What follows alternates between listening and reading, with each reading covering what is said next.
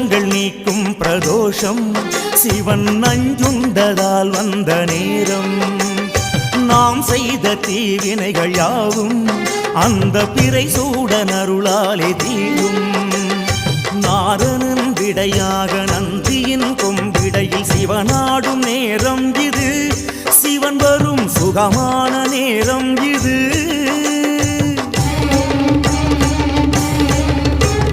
கருணாகரன் சுத்த சிவமானவன் கருணை பொழிகின்ற நேரம் இது.